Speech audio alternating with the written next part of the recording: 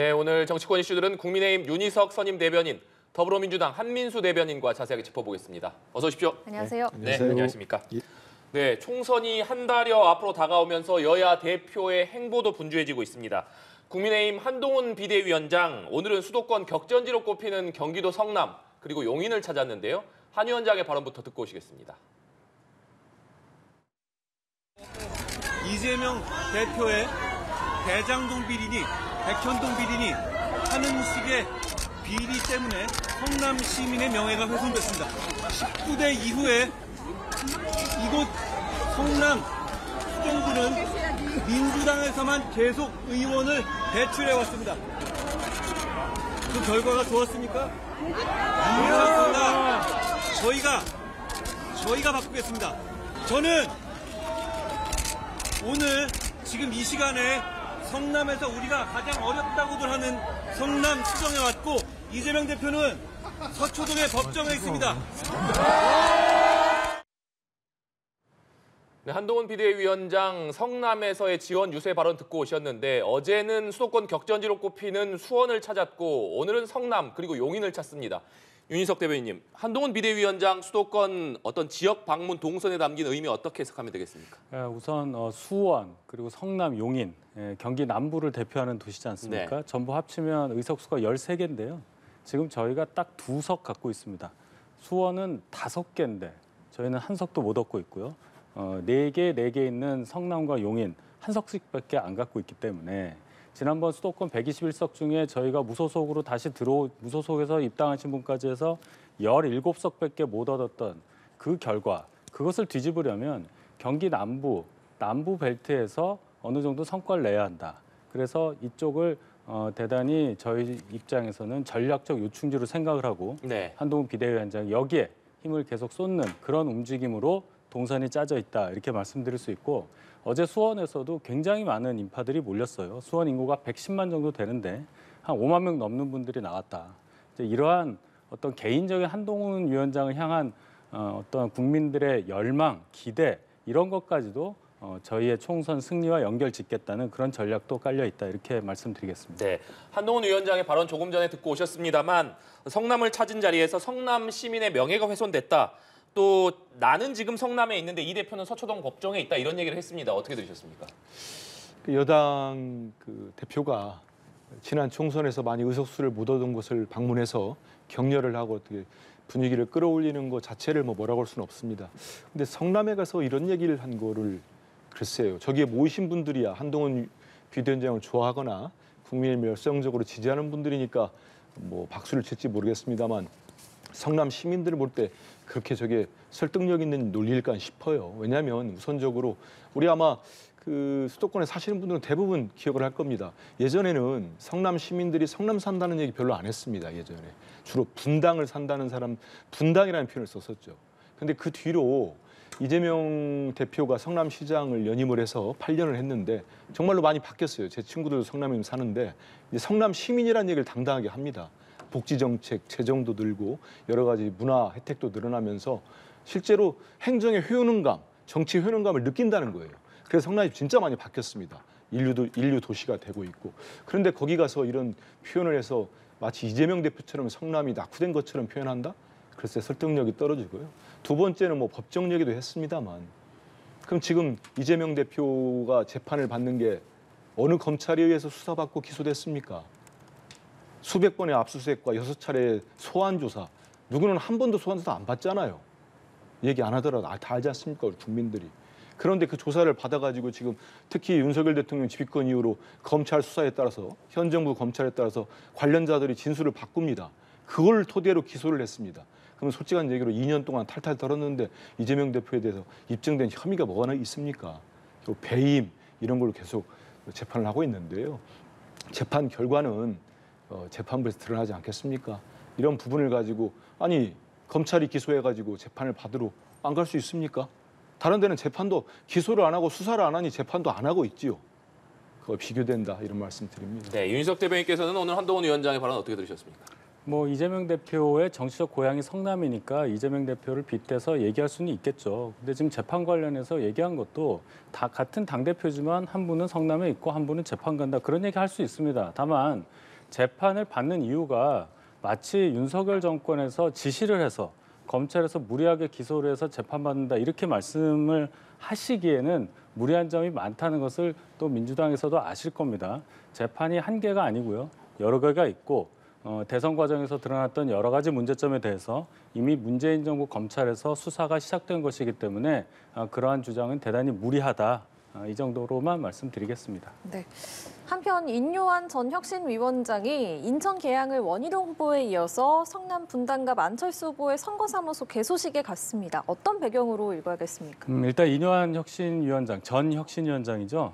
지난 10월에 있었던 강서구청장 재보궐선거 이후에 저희 당의 위기 상황에 등판을 해서 상당히 많은 혁신적인 방향을 제시하고 큰 성과를 얻었던 분이라고 저희 당에서는 평가를 합니다.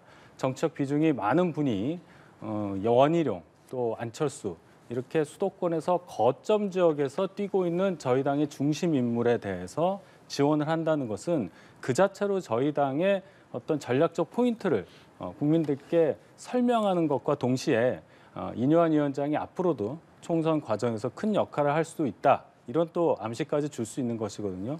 인요한 위원장이 대단히 유명한 분이 됐습니다. 그렇기 때문에 국민들의 눈과 귀를 사로잡을 수 있는 메시지가 계속 나오니까 앞으로 인요한 위원장도 총선 과정에서 저희 당을 위해서 큰 역할을 하시리라 이런 해석이 가능하다고 봅니다. 네, 인요한 전 위원장이 안철수 후보의 지원 사격에도 이제 원희룡 전 장관에 이어서 나섰습니다. 배경 어떻게 보고 계십니까? 근데 저는 인요한 혁신위원장, 전 혁신위원장의 어떤 선거 과정에서의 효과는 좀 부정적입니다. 왜냐하면 만약에 정말 인요한 전 혁신이 이 인요한 혁신위가 성공을 했다면 그렇다면은 지금 인요한 위원장이 어느 지역을 가든 곽강을 받고 조금 더 지지를 일반 국민들로부터 뭐 지지자들 빼고요. 일반 국민들이나 중도층으로부터 소구력이 있을 텐데 그렇지 않아요. 왜냐하면 다 기억하거든요. 인요한 전 혁신위, 인요한 혁신위의 큰 화두는 그거였습니다. 하자마자 말씀하신 게 뭡니까? 정말 친윤들 희생, 영남 희생, 지도부 희생을 요구했잖아요. 근데 그게 다 안 됐습니다.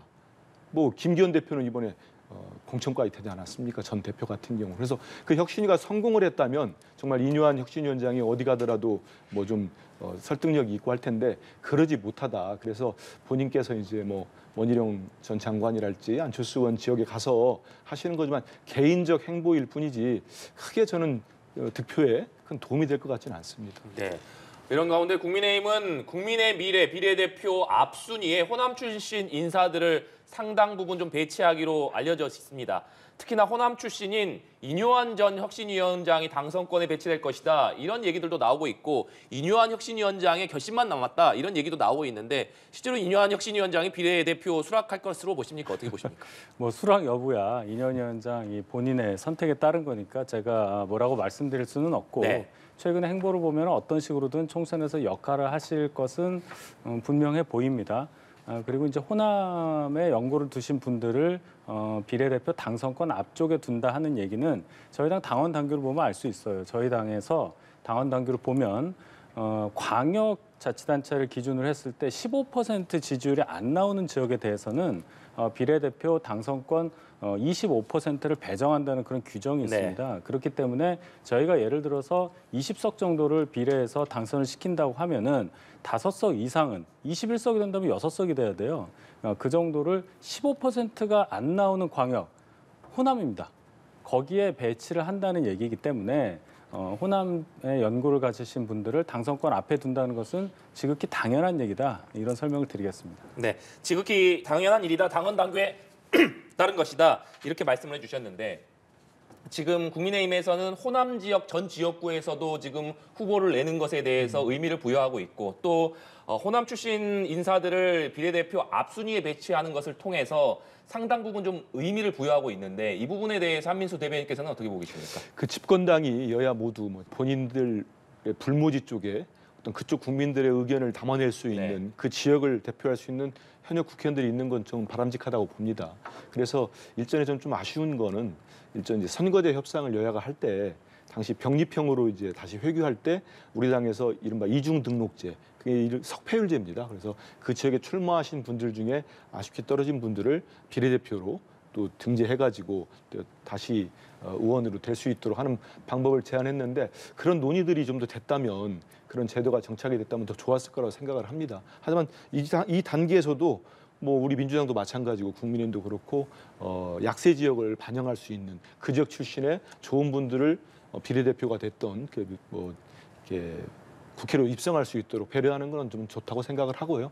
또 여기서 이뇨한 위원장이 과연 이걸 받을 것인가? 이건 좀 전 다른 문제라고 봅니다. 근데 저는 뭐 이뇨한 위원장하고 전혀 일면식이 없기 때문에 모르겠습니다. 이분이 그 이뇨한 혁신위 할 때도 그렇고 뭐 내각에 입각할 거다 이런 얘기까지 좀 있었잖아요. 근데 보통 경우에 비례대표 의원이 될 경우에는 입각을 하게 되면 바로 이제 그 비례대표 의원 배지를 떼는 경우가 있습니다. 그래서 아마 여러 가지를 고민 끝에 뭐 호남을 정말 순천이기 때문에 거기를 대변하겠다 한다면은 뭐 그런 제안을 받을 것이고 아니 본인이 다른 정치적인 어떤 뭐 이렇게 계획이 있다면은 뭐 거부할 수도 있고 그러지 않을까 싶습니다. 네, 국민의힘 공천 작업은 사실상 마무리가 됐습니다. 컷오프에 반발하던 유경준, 홍석준 의원이 오늘 공관위의 결정을 받아들이겠다 이렇게 밝혔습니다. 배경 어떻게 보십니까? 당사자들 입장에서야 여러 가지 할 말이 있어서 처음 반응은 공관위 결정에 대해서 반발하는 모양새를 가질 수밖에 없다고 봅니다. 근데 공관위에서 다 설명을 했습니다. 단수 추천이 안 되는 이유, 경선을 해야 하는 이유, 또는 경선에서 배제되는 이유 이런 것을 다 설명을 했고 수치로 다 보여줬기 때문에 차후에 그것을 들으시고 당사자인 두 의원께서 공관위 결정을 받아들인다 이런 입장을 정한 것으로 저는 들었습니다. 예, 뭐 어떤 수치 같은 거 이제 정확하게 발표를 했기 때문에 납득을 하고 받아들인 것이다 이렇게 말씀해 주셨는데 어제 한동훈 위원장이 시스템 공천 결과에 불복한다면 재배치는 없을 것이다 이렇게 좀 강경한 입장을 보였잖아요. 이것도 영향을 미쳤을 거라고 보십니까? 일전에 김성태 전 원내대표도 뭐 대통령 술친구가 뭐 죄에 있다 이런 표현까지 썼는데 불과 며칠 안 돼가지고 180도 입장을 바꿨어요. 그런 거 보면은 한동훈 위원장의 어떤 이런 강경한 발언, 그 내면에 또 어떤 강원 전략이 있었지 않았나, 이렇게 위로도 하면서 다른 뭐 하지 않았겠나. 그게 여당이 또 가진 또 장점 중에 하나 아니겠습니까? 근데 저는 이 컷오프를 내면은 어느 의원도 억울하겠지만 두 분은 조금 그럴 수도 있다는 생각이 들어요. 왜냐하면 홍석준 의원 같은 경우는 이제 국민의힘의 아주 강세 지역인 대구 갈서갑 출신인데. 컷오프를 당하면서 바로 이어서 들어온 분이 유영하 변호사예요. 그분은 이제 박근혜 전 대통령의 아주 가까운 변호인이고 하다 보니까 뭐 탄핵왕으로 빠져드는 거 아니냐 이런 비판도 나오지 않습니까? 근데 이분이 됐고 유경준 의원 주장이나 뭐 당에서 얘기하는 것도 보면은 적합도 조사에서 이분이 1등을 한 건 맞는 것 같습니다. 그런 사람을 그냥 한 번에 이렇게 컷오프를 시켰기 때문에 되게 억울할 텐데 이렇게 갑작스럽게 입장을 바뀐 거에는 뭐 우리가 모르는 제가 모르는 뭔가 또 어떤 새로운 제안이 있거나 아니면 뭐 이렇게 본인이 수긍할 만한 새로운 데이터를 냈거나 이런 일이 있지 않았을까 싶습니다. 네.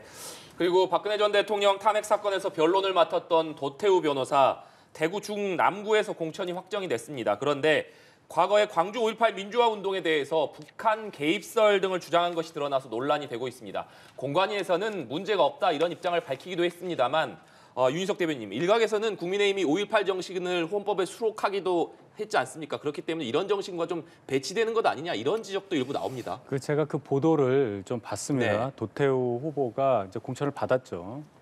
경선을 해서 이겼는데 어떤 발언을 언제 했느냐 봤더니 2019년도 유튜브 방송에서 본인이 했던 발언 그것을 한 매체에서 보도한 걸로 제가 지금 알고 있습니다. 19년도 발언의 그 배경이라든지 맥락 이런 것들을 심층적으로 본 다음에 판단을 해야 하는 것이지 네. 그런 발언이 과거에 있었다고 해서 이분에 대한 공천 자격에 대해서 문제 삼는다거나 또는 저희 당이 생각하고 있는 광주 5.18 정신 관련한 헌법 전문 수록의 방향성 거기에 저해된다 이런 판단을 내리기에는 이르다고 봅니다. 일단 공관위에서는 공천을 준 그 후보자로서의 자격에 문제가 없다고 판단을 했기 때문에 네. 일단 국민의 판단을 받아서 총선 전에 임하지 않겠습니까? 그 결과를 보고 이 문제에 대해서는 논해도 늦지 않다고 저는 생각합니다. 네, 한민수 대변인. 이건 상당히 좀 비판을 받을 것 같아요. 왜냐하면 이 북한 개입설을 할지 이런 것들은 정말 우리 사회에 우리 국민들 대부분이 받아들일 수 없는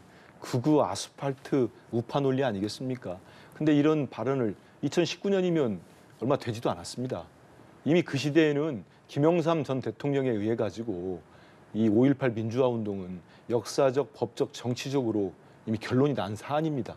그런데도 불구하고 국민의힘 전신의 당의 의원들은 국회에서 행사도 갖고 꾸준히 그 좀 5.18 정신과 5.18 유가족들을 폄훼하고 모욕하는 발언들을 하거나 행동을 합니다.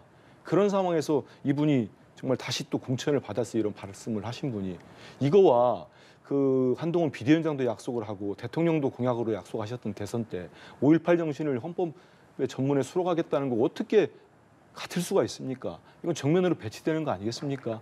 이래놓고 호남에다가 호남 출신을 비례대표에 전진 배치한다고 호남인들이 잘해주고 있다 이렇게 받아들일 수 있겠습니까? 저는 지금이라도 이거를 또 뭐 저도에서 지적하고 많은 국민들이 또 비판한다고 나중에 가서 하지 마시고 이분이 저는 어떤 분인지 이분도 뭐 박근혜 대통령 그 탄핵 때 변호인이었다는 말씀도 있던데 어떤 정무적 판단을 하거나 하신지 모르겠습니다만 이 정도로 명백한 5.18 광주 민주화운동에 대해서 이 정도 폄하하거나 왜곡된 사실 어떻게 무슨 북한이 개입했습니까? 이런 거에 대해서는 국민의힘 공관이나 비대위 지도부 차원에서 어떤 조치가 필요하지 않나 싶습니다. 예, 더불어민주당의 공천 작업도 마무리 국면에 들어갔는데요. 관련해서 이재명 대표의 발언 듣고 대담 이어가겠습니다. 자화자찬에 맞지 않던 여당의 공천이 건생구팽이라고 불리고 있습니다. 김건희 여사 방탄이 끝났으니 이제 사냥개를 사냥한다, 삶아 먹는다 뭐 그런 뜻 아니겠습니까? 이에 반해서 우리 더불어민주당의 공천은 그야말로 시스템에 의한 혁신 공천입니다. 아니, 혁신 공천을 넘어서서 공천 혁명이 이루고 있습니다. 그 과정에 진통은 있었지만 그 결과에 대해서 그 옥동자에 대해서 평가하실 것으로 믿습니다. 네, 여당의 공천 상황을 건생구팽이다 이렇게 비판을 하면서 그에 반해서 민주당의 공천은 시스템에 의한 혁신 공천, 공천 혁명으로까지 이루고 있다 이렇게 발언을 했는데요. 어떻게 들으셨습니까? 일단 건생구팽은 대표께서 말씀하셨는데 그게 그렇게 보시면 될 것 같습니다. 2월 29일 날 김건희 여사 특검법하고 대장동 50억 클럽 특검법이 재의결되기 직전까지의 많은 언론이 이제 지적한 부분이 그거였습니다. 현역 불패, 중진 불패, 뭐 돌려막기 이런 식의 표현을 했거든요. 어느 보도를 보니까 이른바 찐윤이라고 하는 현역 의원들은 97% 이상이 이미 공천을 다시 받았다고 이런 보도까지 나오고 있습니다.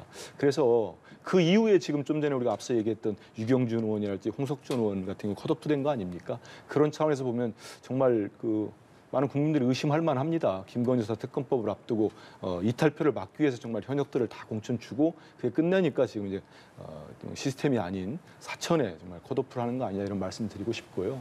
그 오늘 공관위원장도 말씀을 했는데 민주당 같은 경우는 우리 당에 이제 그 현역 의원 경선하지 않습니까? 경선했는데 45% 넘는 현역 의원들이 교체가 됐습니다. 그리고 3선 이상의 의원 중 36명인가 중에 14명이 교체가 됐습니다. 이거는 저는 이제 그간에는 우리 민주당 공천을 두고 잡음이 심하다 이런 보도들이 일부 보도들이 있었습니다만은 결국은 많은 국민들이 바라는 거는 새로운 인물, 또 인적 쇄신, 또 어떤 물갈이라는 표현이 좀 그렇습니다만 이런 변화의 모습을 기대한다고 봅니다. 그런 점에서는 우리 민주당의 지금까지 공천 작업이 환골 탈퇴의 과정에서의 진통이 있었습니다만은 결국 국민들 보실 때 이 양당 거대 양당의 공천이 나중에 다 끝나고 난 다음에 평가하시면은 민주당이 그래도 살려고 몸부림을 쳤고 새로운 국민들의 기대를 부응하기 위해서 담아내기 위해서 공천을 잘했구나 이런 판단을 내주지 않을까 싶습니다. 네, 국민의힘 공천은 건생구팽, 또 민주당 공천은 공천 혁명에까지 이루고 있다. 어떻게 들으셨습니까? 그 이상한 조어 만들어서 정치권에서 자꾸 그 만들어서 국민들께 얘기하는 거 저는 반대합니다. 그 뜯어보면은 굉장히 악의적이거든요. 제가 굳이 그 건생구팽이 무슨 뜻인지 말씀 안 드리겠습니다만은 당대표 정도 되시는 분이 그렇게 하시는 거 별로 국민들께서 달궈하시지 않을 거라고 저는 봅니다. 저희 당의 뭐 찐윤이 97% 재공천됐다. 찐윤이라고 한다면 저희 당 의석수가 114개인데요. 한 명만 탈락됐다고 볼 때 그러면은 30명 정도가 찐윤이라고 보는 건데 그 정도로 표현할 수 있는 의원들이 30명을 채울 수 있을까? 한 명만 탈락된다고 봤을 때도 그런 거예요. 굉장히 악의적인 수치라고 저는 생각을 하고 민주당이 시스템 공천이고 뭐 혁명이다. 내부에서 볼 때는 혁명이라고 볼 수도 있겠어요. 근데 어떤 시스템이 작동했는지 저는 모르겠습니다. 권향엽 씨 같은 경우에는 갑자기 남성이 현역인 지역구를 여성 우선 전략 지역구로 해서 여성인 권향엽 씨를 공천을 했다가 갑자기 또 문제가 되니까 경선을 받아들이겠다고 후보자가 얘기를 해요. 그래서 경선을 하는 그런 시스템이 있는지 저는 모르겠고 여러 가지로 봤을 때 국민들께서 아시겠지만은 민주당에서 45%에 달하는 현역 의원을 제거한 것은 이재명 대표와 얼마나 가깝냐. 이재명 대표 9월 달에 체포동의안 가결됐을 때 40표 정도 냈던 그 찬성표를 했었던 그 사람들의 정치 생명과 어떻게 연관이 되고 있느냐.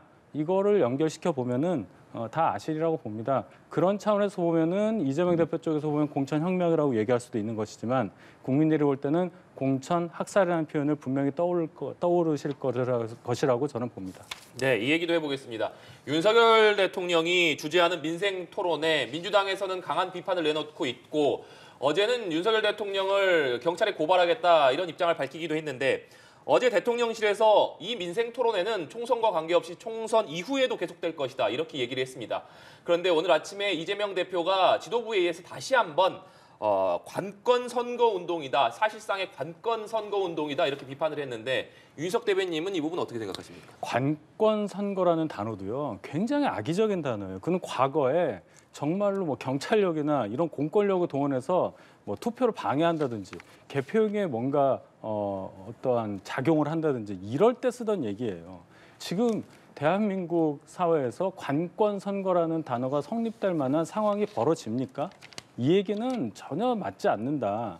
다만 여당의 입장에서 또 야당의 입장에서 볼 때 대통령의 정상적인 국정 수행 활동을 다르게 보는 겁니다. 야당 입장에서야 대통령이 여당에서 배출된 분이니까 어떤 국정 활동을 하는 것이 굉장히 거슬리겠죠. 그것을 관건 선거라고까지 공격하는 것은 과하다는 말씀을 드리는 거고 과거에를 제가 꼭 얘기해서 말씀드리는 게 좀 불편하실 수도 있겠습니다만은 코로나 시국 때 2020년 4년 전 총선 당시에 문재인 정부에서도 코로나 상황을 막기 위해서 여러 가지 행동을 했었습니다마는 결과적인 해석은 코로나 보조금 100만 원, 현금 살포 여기에 대해서 저희도 굉장히 비판을 했었습니다. 그러나 그것을 관건 선거라고는 얘기하지 않았어요. 그 공교로운 시기가 있을 것이고 공교롭게도 그런 행위를 할 수밖에 없는 상황이 분명히 있습니다마는 지금 윤석열 대통령이 보여주는 민생 행보와 같은 것은 이미 굉장히 오래전부터 총선과 관계없이 계속 진행돼 왔었던 것이고 그 과정에 있어서 국민들께 어떤 일을 하겠다. 어떤 예산 규모 같은 것도 민주당에서는 그 전체액을 다 총선에 쏟는 것처럼 얘기를 하잖아요. 그런 식의 잘못된 정보 제공은 국민들을 혼란시키게 한다. 절대로 관건 선거라는 단어와 어울리는 행동은 없었다. 이렇게 말씀드리겠습니다. 네, 한민수 대변인님. 근데 지금 대통령께서 하고 다니는 건 조금 좀 심합니다. 많이 도가 지나치죠. 지금 뭐 민생을 다 살피겠다. 무슨 이 말씀을 드리고 싶어요. 대통령이 17번째 정도 한 거 아닙니까? 민생 토론에. 근데 오늘 우리 당의 홍익표 원내대표도 지적을 했습니다만 수도권 이른바 격전지라고 할 수 있는 지역들을 많이 가셨고 영남, 충청 갔는데 호남에서는 민생 토론회 지금까지 단 한 차례도 안 했습니다. 그럼 호남의 국민들은 민생이 없습니까? 아니면 국민이 아닙니까? 저는 이 지적하고 또 근본적으로는 좀 지나친 부분이 많습니다. 엊그제도 우리 당의 관건 선거 어제죠. 어제 관건 선거 저지 대책 특위를까지 만들었습니다. 대책위를 만들었는데 이미 고발을 한 차례 했고 또 추가 고발을 하기로 했습니다. 가령 이런 겁니다. 대통령이 대전을 가셨는데 갑자기 지금 이 정부 들어서 올해 R&D 예산이 수조 원이 깎였다는 거는 다 알고 있는 내용 아니겠습니까? 그런데 갑자기 그거 가셔가지고 석사에게 80만 원, 박사에게 110만 원을 주겠다는 거예요. 이거는 공직선거법 113조 2항인가요? 제가 정확하게 기억이 안 납니다만 기부행위 걸릴 수 있습니다. 공직자가 선거에 영향을 주는 행위가 됩니다. 이런 말씀하시고 부산에 가가지고는 저는 국민의힘당의 부산시당 공약인 줄 알았어요. 부산 사직구장 이런 데를 다 재개발해주겠다는 약속을 대통령이 입으로 하십니다. 이런 것들은 글쎄요 대통령이나 대통령실에서는 이게 국정의 연장선상이라고 하지만 저는 그렇게 보기에는 좀 과한 측면이 많이 있습니다. 이게 지금 그냥 거의 막무가내식으로 모든 정책을 발표하고 이거 해주겠다 저거 해주겠다. 아니 하면 됩니다. 하기 전에 총선에서 이기면 하겠다고 하지 마시고 이미 집권한 지 2년이 됐기 때문에 그전에 했었어야 될 일이에요. 그때는 안 하시고 가만히 있다가 선거 이제 얼마 안 남았는데 계속 다니면서 약속합니다. 그러다 보니 언론에서 집계를 했더니 850조가 넘는다는 거예요. 그거 다 해주려면은 어느 언론은 900조가 넘고 올해 우리나라 예산이 얼마인 줄 아십니까? 650조랍니다. 이걸 어떻게 하시겠다는 겁니까? 그래서 너무 장밋빛 공약을 남발하시는 거 아닌가 싶어서 상당히 우려됩니다. 네. 한편 울산시장 선거 개입 의혹으로 1심에서 실형을 선고받고 항소한 황운하 의원이 민주당 현역 의원으로서는 처음으로 민주당을 탈당하고 조국혁신당에 입당을 했습니다. 앞서 총선 불출마를 선언을 했었는데 비례대표 출마에 대해서 당과 상의하겠다고 했는데요. 황운하 의원의 조국혁신당 입당은 어떻게 보셨는지, 그리고 비례대표 출마 가능성은 어떻게 보십니까? 탈당을 하고 당과 상의한다는 건 우리 민주당이 아니고 아마 조국혁신당이겠죠. 근데 저는 이제 불출마하고 황운하 의원께서 어떤 행보를 보이실지 저는 몰랐는데 그 역시 조국혁신당에 들어가는 것도 본인의 이제 정치적 결단일 겁니다.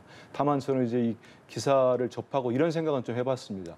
황운하 의원이 전 경찰 출신이신데 경찰 할 때부터도 이분이 경찰대 아마 1기일 겁니다. 근데 경찰에서도 검경 수사권 조정 그걸 상당히 오랫동안 소신을 갖고 주장해온 분이죠. 그 덕분에도 상당히 대중적으로 많이 알려졌고 인기도 끌고 지지도 받았던 걸로 알고 있습니다. 그 차원에서 보면 이제 검찰 개혁이라는 조국 혁신당의 가장 큰 목표 중에 하나가 검찰 개혁 아니겠습니까? 윤석열 정권, 검찰 정부가 맞서겠다는 강한 슬로건을 갖고 있고 어떤 거기에 부응하는 본인의 소신과 맞기 때문에 입당을 하지 않았나 싶고요. 이분이 조국 혁신당에서 비례대표로 출마할지 안 할지는 저희가 가진 정보가 없기 때문에 잘 모르겠습니다. 예, 윤희석 대변인께서는 어떻게 보셨어요? 민주당 대변인이잖아요. 조국 혁신당에 대해서 굉장히 좋은 말씀 하시니까 무슨 관계인지 모르겠습니다. 만약에 검찰개혁 때문에 황운하 의원이 탈당을 했다면 민주당 안에서는 검찰개혁을 할 수 없다고 생각해서 조국신당으로 갔다고 표현해야 되지 않겠습니까? 그런 차원에서 보면은 현재 민주당에 대한 문제점을 탈당으로 온몸으로 보여준 분이 황운하 의원이다 이렇게 생각할 수가 있고, 그런데 그렇게 국민들이 선한 의지로 그것을 평가할 것 같지는 않아요. 이분이 받고 있는 형사적인 문제가 분명히 있고 조국신당에 참여하시는 분들이 거의 대부분 윤석열 대통령 검찰총장 시절에 여러 가지 무리한 수사를 내부에서 했었던 검찰 출신들 또는 여러 가지 문제를 받았던 방송 진행자 출신 변호사 이런 분들이 모여있기 때문에 황운하 의원이 탈당을 해서 조국신당으로 간 것 자체가 굉장히 어떤 면에서 보면 민주당 내부가 이상한 방향으로 분화하고 있다. 이런 해석도 충분히 가능하다고 생각합니다. 네, 여야의 공천 작업이 마무리 국면으로 가고 있기 때문에 이제 관심은 선대위 구성으로 좀 옮겨가고 있습니다. 먼저 민주당 상황부터 좀 짚어보면 이르면 다음 주 중이면 선대위가 출범할 것으로 알려지고 있는데, 그런데 최근에 민주당 공천 과정에서 정세균 전 국무총리와 함께 입장을 냈었던 김부겸 전 국무총리에게 선대위원장직을 제안한 것으로 알려지고 있습니다. 김부겸 전 총리 측에서는 통합과 상생 방안에 대한 전제가 수용돼야 된다 이런 입장을 밝히기도 했는데, 한민수 대변인님, 먼저 김부겸 전 총리가 선대위원장직을 제안받은 것은 좀 사실인지도 궁금하고, 김부겸 총리 측에서 통합과 상생 방안에 대한 전제가 수용돼야 된다 이런 입장을 밝혔는데 이 부분은 어떻게 해석하고 계십니까? 일단 다음 주에 주초나 주중에 이제 선대위를 발족하기 위해서 여러 좋은 분들과 선대위원장으로 모시고 싶은 분들과 이렇게 접촉을 하고 있는 것으로 알려져 있습니다. 그 중에 한 분도 저는 김부겸 전 총리가 대구 출신이시고 거기에 가서 우리 민주당 입장에서는 정말 불모지 중에 불모지인데 대구에서 낙선하고 다시 도전하고 해서 현역 의원을 지내지 않았습니까?